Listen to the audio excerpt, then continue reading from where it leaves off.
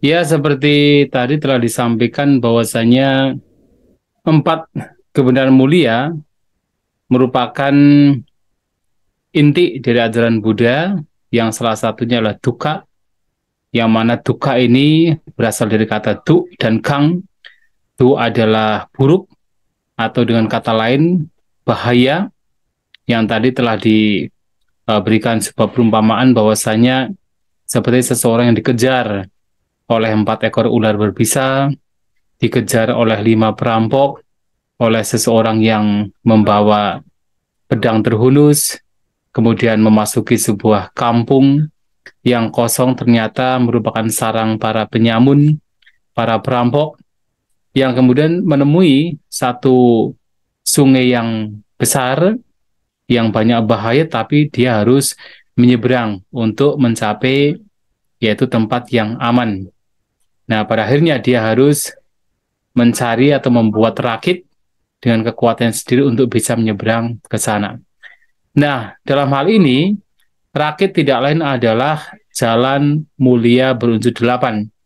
Sedangkan sungai yang penuh dengan bahaya itu sebenarnya adalah berbagai macam kotoran batin. Jadi ada istilah kamuga, yaitu banjir kesenangan indrawi. Kemudian ada istilah bawoga atau banjir dari kemenjadian. Ada istilah didoga, banjir pandangan. Yang itu semua harus dilewati seperti sungai tersebut untuk bisa mencapai pembebasan. Nah, pantai seberang di sana yang aman, yang tidak ada bahaya, itu adalah Nibbana. Nah, disinilah kita bisa melihat bahwasanya mengapa dikatakan sebagai dukkha. Yang pertama adalah karena banyak bahaya. Dan semua hal yang berkenaan dengan 4 atau 5 gugusan kita ini, semua berisikan berbagai macam bahaya. Yang salah satunya adalah jasmani kita. Jasmani kita adalah sarang penyakit. Jasmani kita adalah tumpukan dari berbagai macam luka. Jasmani kita adalah sesuatu yang rapuh, yang kapan saja bisa mengalami kehancuran.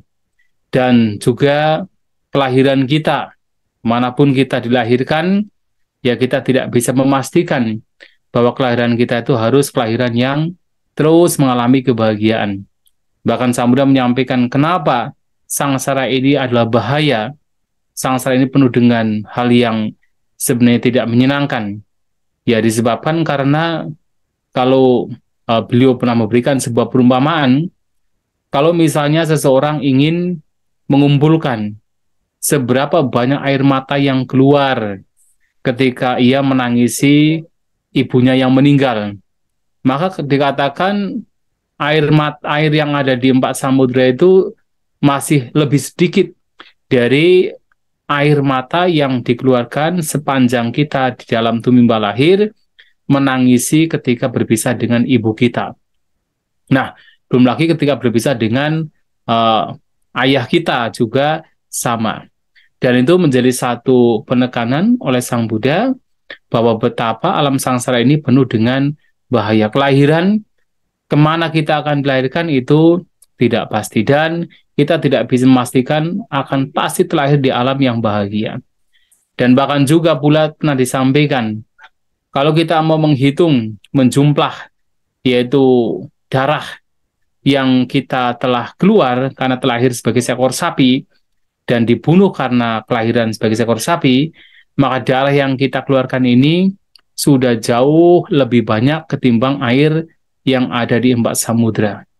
Nah, disitulah bagaimana kita telah mengalami berbagai macam kelahiran yang menderita, betul-betul tidak memberikan kebahagiaan juga sudah sangat berulang kali. Dan itulah juga Sang Buddha ketika awal mencapai pencerahan tadi saya sampaikan, salah satu pernyataannya adalah dukkha jati punah-punang. Bahwa kelahiran berulang-ulang itu adalah dukkha, adalah penderitaan. Banyak bahaya yang harus seseorang hadapi ketika harus dilahirkan. Belum lagi kita sebagai manusia, ya kita harus mengalami 8 kondisi dunia. Tidak selamanya kita mendapatkan untung, tapi harus juga mendapatkan kerugian. Tidak selamanya kita mendapatkan kemasyhuran, nama baik, nama buruk juga akan datang pada kita. Tidak selamanya kita mendapatkan perlakuan yang baik dari orang lain, ucapan yang baik dari orang lain, perlakuan yang kasar, celaan, hinaan juga akan datang pada kita. Dan juga tidak selamanya kita mendapatkan bahagia, keberuntungan, tapi juga hal yang tidak membahagiakan, duka, kecelakaan, musibah juga bisa datang pada kita. Betapa kelahiran kita itu dalam kehidupan bahkan manusia yang sebenarnya merupakan bagian dari sugati, alam yang baik, itu juga masih banyak penderitaan.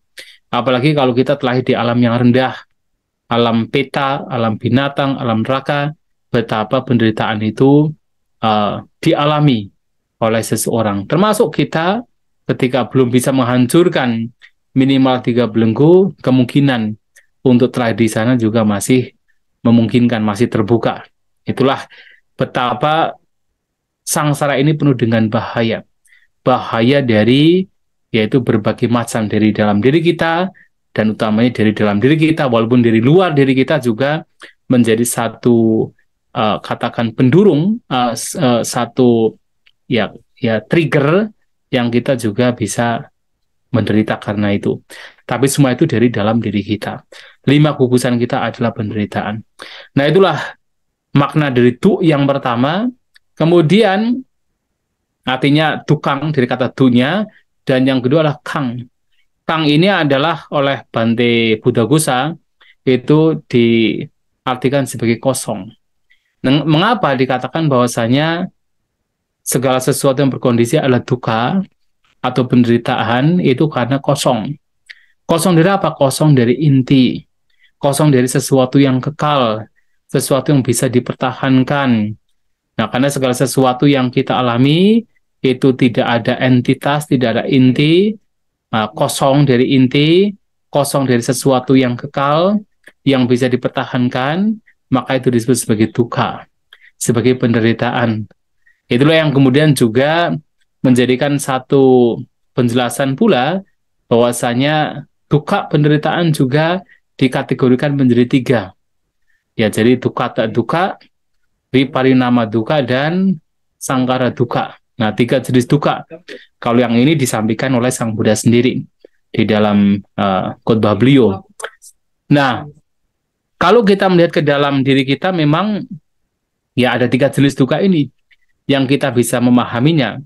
Yang secara umum kebanyakan dari manusia awalnya ketika mulai melihat ke dalam batinnya, melihat ke dalam dirinya, mau mulai melihat bahwasanya ada yaitu duka dan duka, yang itu paling mudah untuk dilihat.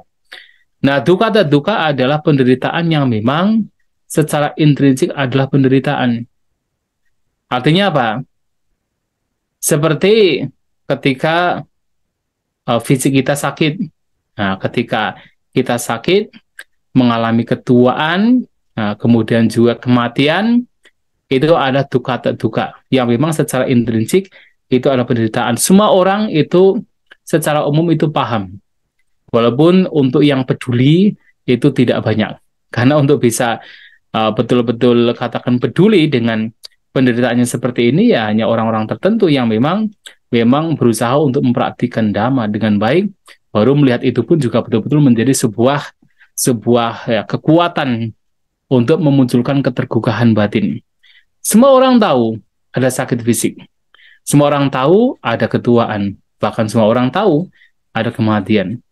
Tetapi tidak semua orang menjadi tergugah untuk bagaimana bisa terbebas dari hal ini. Nah, yang tergugah awal sekali ya Sang Buddha, Pertapa Gautama, Pangeran Siddhartha. Melihat itu sebagai sebuah penderitaan yang menggugah beliau, batin beliau untuk bagaimana mencari cara untuk bisa terbebaskan. Nah, padahal itu baru duka yang memang secara umum semua orang tahu, yaitu duka dan duka. Nah, kita pun juga tahu, tetapi kalau kita tidak memunculkan ketergugahan batinnya, itu menjadi hal yang biasa. Tapi kalau kita melihat ke dalam batin kita, kita berulang-ulang melihat ke dalam diri kita, ke dalam batin kita, nah kita akan menjadi, walaupun itu sesuatu yang simpel, pada awalnya itu menjadi satu pendorong bagi kita untuk bisa terbebaskan. Nah, itu adalah duka dan duka.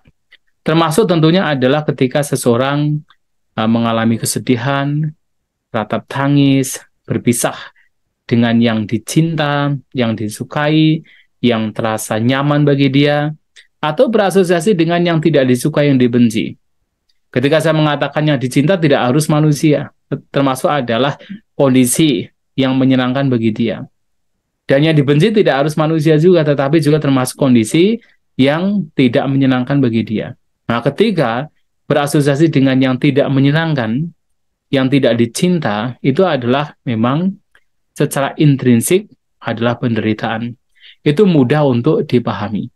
Termasuk adalah yang picang nak labati tampi tukang. Tidak mendapatkan apa yang diinginkan. Itu adalah juga secara umum mudah untuk dilihat sebagai bentuk penderitaan. Nah, itu adalah penderitaan jenis pertama yang patut layak untuk dikenali, dipahami, dan menjadi trigger, menjadi pendorong, pemicu bagi kita untuk menggugah batin kita agar terbebas dari penderitaan. Tapi juga penderitaan tidak hanya demikian saja, termasuk adalah viparinama dukkha. Dikatakan penderitaan sebagai karena itu sifatnya adalah berubah. Jadi penderitaan karena memang sifatnya berubah. Nah, kalau kita lihat adalah apa yang berubah? Ya semua hal. Termasuk yang menyenangkan sekalipun juga sifatnya berubah. Nah, karena yang menyenangkan juga sifatnya berubah, maka ini pun juga harus dilihat sebagai bagian dari dukkha, bagian dari penderitaan. Dan yang menyenangkan tidak hanya yang sifatnya adalah kesenangan indera. Bahkan ketika seseorang mungkin dalam praktik meditasi barangkali mencapai pencapaian jhana, konsentrasi tinggi. Di situ ada kebahagiaan yang bebas dari kesenangan indera. Itu kebahagiaan yang luhur yang patut untuk dicapai. Tapi itu pun juga harus dilihat sebagai bagian dari dukkha. Bagian dari sesuatu yang sebenarnya bahaya. Kenapa? Sifatnya tidak bertahan. Sifatnya tidak bisa digenggam. Tidak bisa dilekati karena itu pasti akan berubah, pasti akan berpisah. Nah, sehingga yang menyenangkan sekalipun karena sifatnya masih berubah harus dilihat sebagai dukkha. Dan kenapa itu dukkha? Karena memang umumnya manusia ini ketika belum memahami apa sebab dukkha, yang tidak lain adalah tanha, nafsu keinginan untuk ketagihan. Nah, umumnya ketika ada yang menyenangkan, dilekati, digenggam erat-erat, tidak mau berpisah. Tapi ketika perpisahan terjadi dan memang harus berpisah, karena apapun yang dilekati yang sifatnya katakan berkondisi, sifatnya adalah berubah, maka begitu perubahan terjadi sementara kemelekatan masih ada, nah disitulah kemudian penderitaan muncul. Nah itulah kenapa bahwasanya bahkan yang menyenangkan sekalipun kalau itu sifatnya berubah, itu harus dilihat sebagai bagian dari penderitaan. Nah itu harus juga dilihat. Nah itu adalah yang kedua. Yang ketiga adalah sangkara dukkha. Penderitaan karena berkondisi. Dengan kata lain, seseorang akan melihat pokoknya apapun yang sifatnya berkondisi itu adalah bagian dari dukkha penderitaan. Karena apa? Sifatnya adalah membebani. Walaupun itu adalah sesuatu yang baik, yang menyenangkan, yang membahagiakan, kalau itu sifatnya adalah berkondisi, itu masih bagian dari beban. Dan ketika itu adalah beban, maka itu adalah penderitaan. Nah, ibaratnya kalau kita mendapatkan 2 kantong plastik, yang satunya itu benda berharga, satunya tidak berharga. Ketika itu dipegang, walaupun itu berharga, itu juga bisa membawa kepada penderitaan. Karena apa? Karena membuat kita terbebani, membuat kita capek. Nah, demikian pula apapun hal yang sifatnya berkondisi, pada akhirnya itu adalah beban. Yang kalau kita itu menggenggamnya, kita mengangkatnya, kita tidak mau meletakkannya, ya kita akan menderita. Ini disampaikan Sang Buddha di dalam salah satu khutbah bernama Bahara Sutta, bahwasanya pancakanda ini, 5 gugusan ini adalah bahara, adalah beban. Yang mana ketika itu digenggam, diangkat, itu akan membebani, itu akan memberikan penderitaan. Nah, Itulah bahwasanya pada akhirnya seseorang akan melihat bahwa apapun yang sifatnya berkondisi itu pun juga harus diletakkan. Bahkan kalau kita perhatikan ketika berbicara misalnya dalam tahapan-tahapan seseorang mencapai pencapaian jhana. Ada banyak hal di mana seseorang ketika mencapai jhana itu ada hal-hal yang awalnya itu sesuatu yang membahagiakan, itu pun juga terlihat sebagai beban. Ya memang awalnya adalah yang paling kasar. Misalnya apa? Sebelum mencapai jhana pertama, seseorang harus melepaskan yaitu 5 rintangan batin. Termasuk adalah keinginan-keinginan untuk menikmati kesenangan indera. Itu harus diletakkan. Nah, ketika itu diletakkan, maka memunculkan yaitu kebahagiaan jhana. Padahal kalau kita bicara tentang kesenangan indera itu bagian dari kebahagiaan juga. Secara umum, pada umumnya orang tuh mencari kesenangan indera. Ya, hampir semua orang yang dicari adalah kesenangan indera. Makanya mengejar kesenangan indera itu adalah potujanika yang dipraktikkan oleh kebanyakan orang. Kenapa? Kalau kita lihat kan orang maunya kemana? Maunya mendapatkan uang yang banyak, mendapatkan kekayaan yang banyak, properti yang banyak. Kalau punya mobil yang mewah, punya rumah ya rumah yang seperti istana. Itu adalah kesenangan indera semua. Nah, tetapi kemudian untuk bisa mendapatkan yang kebahagiaan yang lebih luhur, keinginan-keinginan demikian, persepsi-persepsi demikian, pikiran-pikiran demikian itu harus ditinggalkan. Nah, sehingga ketika meninggalkan berbagai macam kesenangan indera, yang itu adalah kebahagiaan yang juga harus diapresiasi, karena lebih baik kalau ketimbang seseorang telah di alam neraka, tidak ada kesenangan indera sama sekali. Nah, tetapi itu pun juga harus dilepaskan. Ketika melepaskan itu, maka muncul kesenangan nikama atau nikama suka, mencapai jhana pertama. Nah, dalam jhana pertama ada vitaka, wicara, pitisuka, ekagata. Vitaka wicara ini adalah kekuatan pikiran yang membawa batin, membawa keseluruhan batin untuk yaitu bersama dengan objek atau ya katakan di sini adalah nilai-nilai luhur dalam dhamma yang menjadi objeknya agar batin itu selalu bersama dengan bentuk-bentuk batin yang luhur. Itu adalah vitaka dan wicara yang harus muncul ketika orang mencapai jhana pertama. Akan tetapi, hal demikian pun juga menjadi beban juga ketika digenggam, ketika dilekati. Maka untuk mendapatkan kebahagiaan yang lebih tinggi, itu harus dilepaskan juga. Vitaka dan wicara itu harus dilepaskan. Dan ini yang kadang-kadang membuat seseorang itu, bahkan pada zaman Sang Buddha, seperti seorang pertapa bernama Niganta itu, sampai nggak percaya mana mungkin ada seseorang yang bisa betul-betul bebas dari vitaka dan wicara. Bentuk pemikiran itu nggak mungkin ada seseorang yang bisa bebas seperti itu. Itu seperti seseorang mengatakan bisa menangkap angin dengan jaring gitu, nggak mungkin. Angin ditangkap dengan jaring, nggak mungkin. Itu adalah Niganta. Tetapi Sang Buddha menyatakan bahwa vitaka wicara pun juga bisa dilenyapkan. Nah, melenyapkan itu, maka muncul kebahagiaan yang tertinggi. Yang mana ada piti, ada kegiuran, ada kebahagiaan, ada keterpusatan batin. Tetapi ternyata, piti kegiuran yang awalnya itu menjadi hal yang baik bagi seseorang, itu pun juga menjadi beban juga. Itu sifatnya berkondisi dan itu menjadi beban. Maka itu pun juga harus dilepaskan, tidak dilekati. Ketika itu tidak dilekati, lenyap juga. Maka muncullah kebahagiaan yang lebih tinggi. Nah, di sana ada suka, ada ekagata.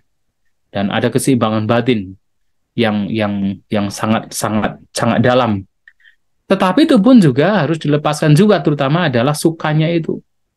Untuk bisa mendapatkan kebahagiaan yang tertinggi. Sehingga mencapai jhana keempat. Yang suka pun juga sudah tidak ada. Dan batin menjadi betul-betul seimbang. Tapi ini pun juga harus ditinggalkan juga. Selama itu masih bersifat materi, objeknya masih bersifat materi, itu masih kasar juga. Maka melepaskan itu, kemudian mencapai arupa jhana. Yang itu lebih luhur lagi. Terus demikian, sampai kemudian newasanya nasanya yatana pun juga harus ditinggalkan.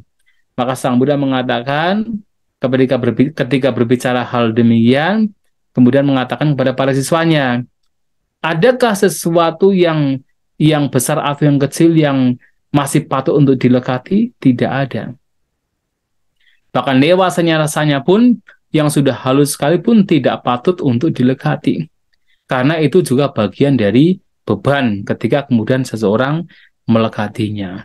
Nah, itulah kenapa di sini bahwa yang ketiga yang paling paling katakan paling halus itu adalah disebut sangkara duka atau penderitaan karena sesuatu yang tidak berkondisi. Karena apapun yang berkondisi sifatnya adalah beban. Sifatnya tidak layak, tidak patut untuk kemudian dilekati. Maka itu disebut sangkara duka. Nah, sehingga pada akhirnya semua hal, nah sekali lagi adalah semua hal yang sifatnya berkondisi harus dilihat sebagai duka. Maka sabe sangkara duka. Nah, akan tetapi Sang Buddha tidak hanya berbicara tentang duka, tentang penderitaan. Karena kalau hanya berbicara tentang penderitaan, menunjukkan sebuah realitas, ada penderitaan tetapi tidak menunjukkan solusinya, tidak menunjukkan akar penyebab mengapa penderitaan muncul, ya itu kurang lengkap. Bahkan beberapa orang bisa yaitu berpikiran, oh Sang Buddha itu kok mengajarkan sesuatu yang pesimis, sesuatu yang justru membuat orang itu berpikir-pikir tentang penderitaan. Nah, tetapi tidak demikian, Sang Buddha tidak mengajarkan penderitaan. Sang Buddha menunjukkan adanya penderitaan, dan Sang Buddha mengajarkan jalan yang membawa kepada lenyapnya penderitaan. Nah, tetapi kemudian seseorang selain memahami apa itu penderitaan, maka seseorang harus mengetahui, yaitu sebab penderitaan atau kemunculan penderitaan. Yang mana sebab penderitaan di sini atau bagaimana penderitaan itu muncul itu karena tanha. Jadi kalau di dalam definisi yang umum itu adalah yayang tanha punubawika nandiraga sagata tatra tatra binandini. Siatidang tamatanha bawatanha wibawatanha. Yang menjadi penyebab dari kemunculan duka atau munculnya duka itu adalah karena tanha, karena ketagihan, nafsu keinginan, ketagihan yang disertai nandi dan raga, kesenangan dan juga ragawi, nafsu ragawi untuk mencari kenikmatan kesana kemari, yaitu yang berkenaan dengan keinginan untuk menikmati kesenangan indera, keinginan untuk menjadi, dan keinginan untuk tidak menjadi. Kamatanha, bawatanha, dan wibawatanha. Nah, ini adalah sebab mengapa kita menderita. Yang sebenarnya tidak hanya tanha saja. Karena apa? Tanha itu bukan satu-satunya penyebab penderitaan. Kalau kita lihat nanti di dalam Paticcasamuppada, ya tanha ini pun muncul dari mana? Ya muncul dari sebab yang lain. Karena ada perasaan. Perasaan muncul dari mana? Perasaan muncul dari yaitu phasa, kontak. Kontak dari mana? Dari 6 landasan indera. 6 landasan indera dari mana? Dari nama, rupa, batin, dan jasmani. Nama rupa dari mana? Dari kesadaran. Kesadaran dari mana? Dari sangkara, bentukan-bentukan karma perbuatan. Karma di sini, perbuatan-perbuatan di sini dari mana? Dari awija, ketidaktahuan. Tidak tahu apa itu duka, sebab duka, lenyapnya duka, dan jalan untuk melenyapkan duka, itu juga menjadi satu penyebab mengapa kita menderita. Dan kemudian awija dari mana? Dari asawa, dari kotoran batin. Asawa dari mana? Dari awija, bolak-balik. Artinya, banyak sekali yang menyebabkan kita menderita. Tetapi, ya kita bisa mengatakan proximate cause, atau penyebab terdekat mengapa seseorang menderita, itu karena tanha. Yang disebutkan, yayang tanha punubawika. Jadi karena nafsu keinginan yang disertai oleh nandiraga untuk terlahir lagi, kesenangan dan juga raga, nafsu ragawi, punubawika untuk katakan menjadi lagi, dan menikmati kesenangan kesana kemari, tatra binandini, yaitu menikmati yang berasosiasi dengan keinginan untuk kesenangan indera, kemudian kemenjadian dan ketidakkemenjadian, bawa dan wibawa tanha, itulah yang menjadi penyebab kita menderita. Nah, termasuk nanti yang lain-lainnya yang secara keseluruhan segala bentuk kotoran batin, termasuk tentu akarnya loba dosa moha, itu yang menjadi sebab mengapa kita menderita. Dan itulah kenapa tahu bahwasanya ini adalah sebab penderitaan, maka seseorang mengupayakan untuk melenyapkan sebab penderitaan. Karena untuk bisa memadamkan penderitaan, seseorang harus melenyapkan sebabnya. Ya, makanya di dalam definisi di kebenaran mulia yang ketiga tentang padamnya penderitaan tidak lain adalah tasayewatan haya ase sawira ganiroda padini sago muti analayo. Jadi hanya dengan lenyapnya, padamnya secara total tanha ini, ditinggalkannya, dilepaskannya, dibebaskannya batin dari tanha ini, nah disitulah dikatakan sebagai lenyapnya penderitaan. Oleh sebab itu, lenyapnya penderitaan ini hanya terjadi kalau sebab penderitaan itu dihancurkan. Maka sebenarnya Sang Buddha tidak hanya berbicara tentang duka penderitaan, tapi ada sebabnya. Yang sebabnya inilah yang membawa kita menderita. Sebabnya dihancurkan, maka kita tidak menderita. Walaupun jangankan ketika sebabnya dihancurkan secara total, bahkan ketika sedikit demi sedikit, batin kita tidak diseret oleh sebab-sebab yang membawa kita menderita, itu juga sedikit demi sedikit penderitaan juga berkurang. Mengapa kita menderita ketika dikatakan usia tua, sakit, kematian itu adalah penderitaan? Ya karena ada keinginan. Keinginannya adalah apa? Ketika usia tua, yang itu adalah kewajaran dari sebuah ketidakkekalan, karena memang kita mengalami ketidakkekalan, tetapi kemudian kita ingin supaya tidak mendapatkan usia tua, maka kita menderita. Sebenarnya sakit adalah kewajaran, karena fisik kita memang adalah sebab yang merupakan katakan hal yang dikatakan sebagai sarang penyakit. Tetapi karena kita tuh inginnya sehat terus, tidak mau sakit, begitu sakit muncul, kita menderita.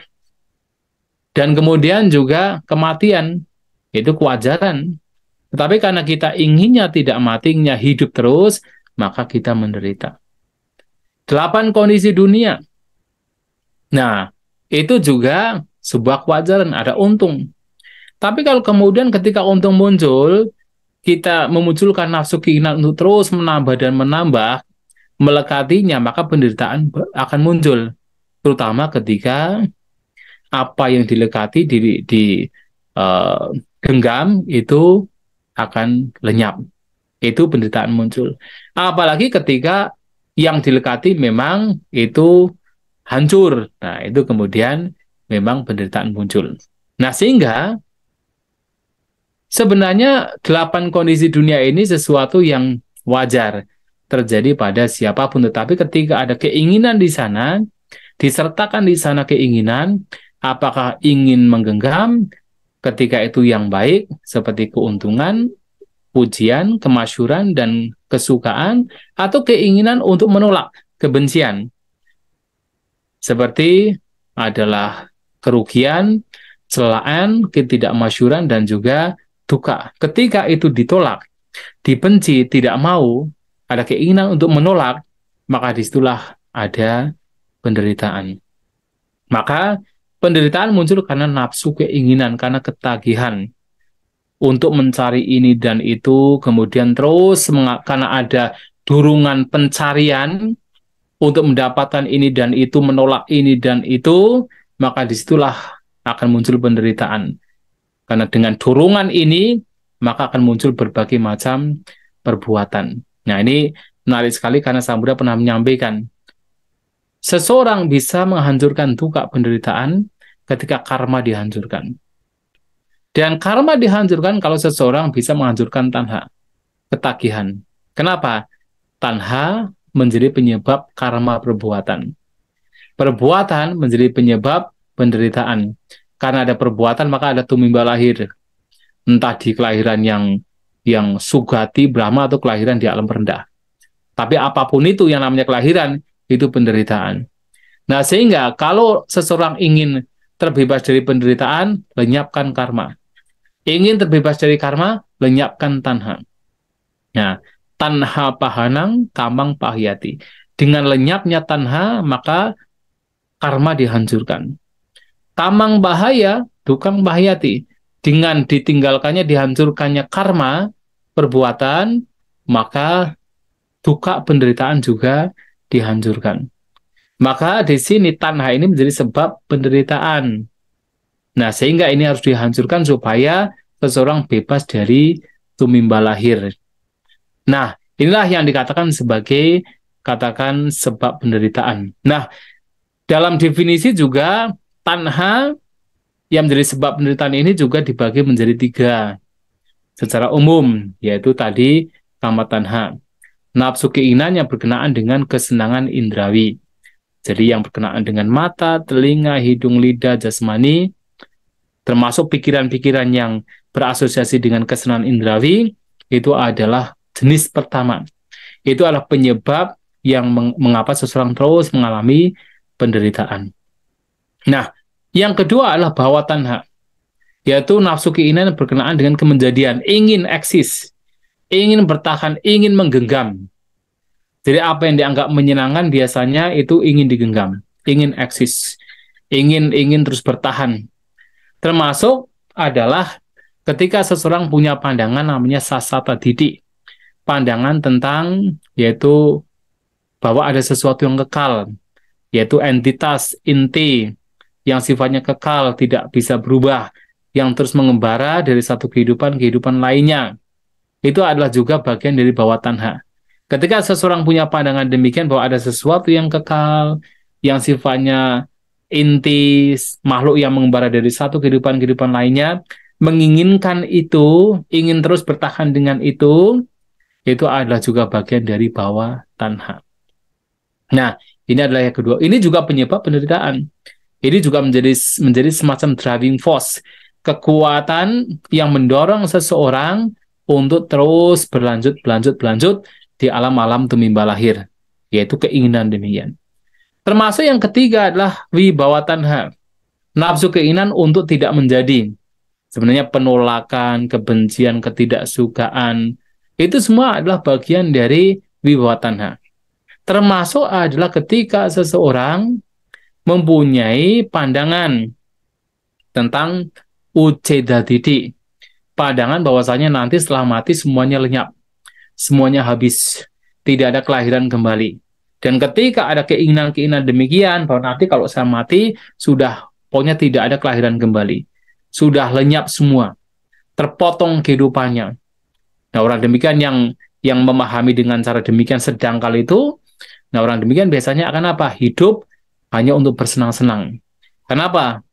Berpikiran bahwa ya, mati kan hidup hanya sekali. Nanti setelah mati kan tidak ada kelahiran. Untuk apa kita menderita? Lebih baik kita bersenang-senang.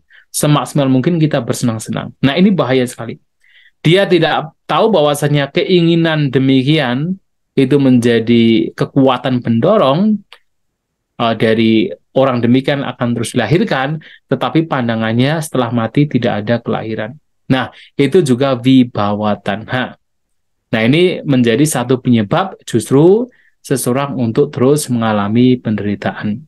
Maka penderitaan muncul kenapa? Karena tanha. Tapi tanha pun juga tidak bisa berdiri sendiri. Tadi tanha pun juga menjadi satu penyebab yang itu juga disebabkan oleh yang lain-lain juga. Intinya, segala bentuk kotoran batin, segala bentuk kilesa, itu adalah sebab penderitaan. Nah, ini adalah yang kebenaran mulia yang kedua. Kebenaran mulia yang ketiga adalah lenyapnya penderitaan yang tadi telah disampaikan bahwa lenyapnya penderitaan tidak lain adalah lenyapnya sebab penderitaan. Ya, tanha itu sendiri dan juga termasuk tentunya adalah seperti segala bentuk kilesa, berbagai macam kotoran batin, loba dosa moha itu juga harus dilenyapkan untuk mencapai padamnya penderitaan. Maka seringkali Sang Buddha menyampaikan ketika seseorang itu telah terbebas dari segala bentuk duka penderitaan, terkadang disebut sebagai kinasawa, yang asawanya telah dihancurkan. Segala bentuk asawa, kotoran batin itu telah dihancurkan. Kina asawa. Kina artinya dihancurkan. Asawa adalah asawa. Telah dihancurkan. Dan seringkali juga disebut sebagai loba kaya. Loba kaya. Raga kaya. Hancurnya nafsu ragawi. Dosa kaya. Hancurnya kebencian. Moha kaya. Hancurnya moha. Nah, artinya segala bentuk kotoran batin itu yang menjadi penyebab penderitaan itu hancur. Baru dikatakan sebagai hancurnya duka penderitaan. Dan ketika penderitaan di sini hancur, kotoran batin semua hancur, maka kenapa tadi juga disampaikan bahwa seorang arahat itu memahami bahwasanya kelahiran juga telah dihancurkan. Kina jati. Ya. Jadi kelahiran juga telah dihancurkan. Dan itu adalah padamnya duka.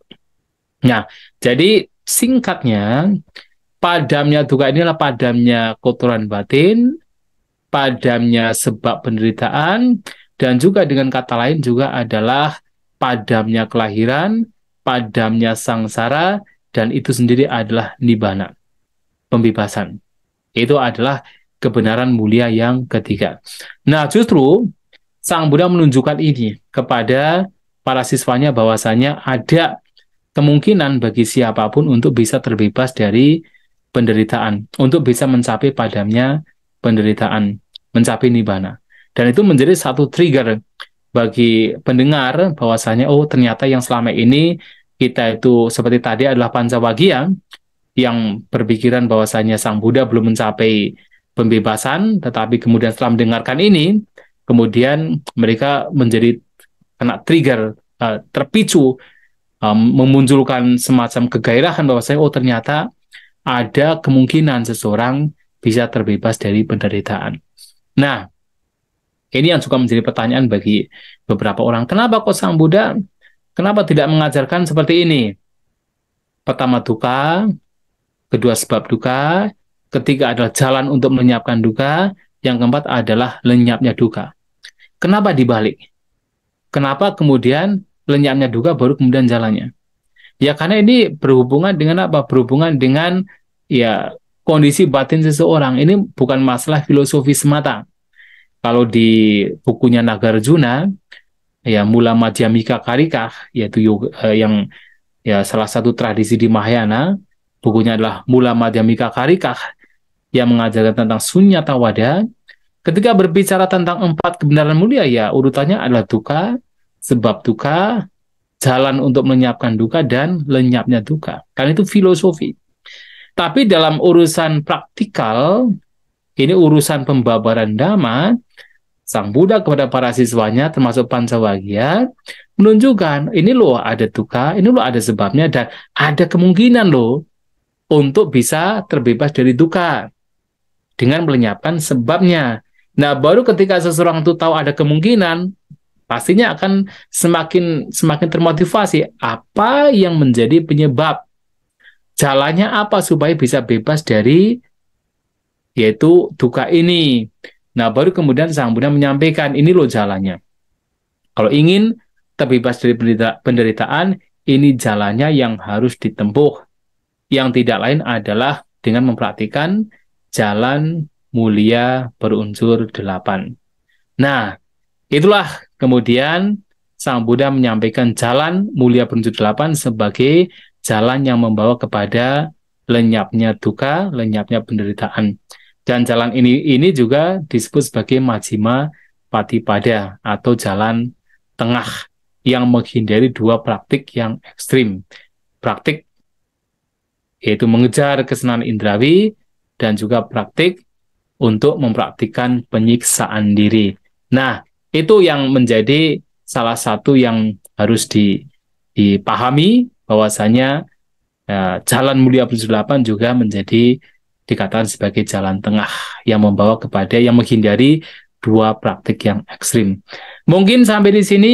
Kalau ada pertanyaan supaya ada interaktif, itu dipersilahkan supaya tidak hanya saya saja yang bicara.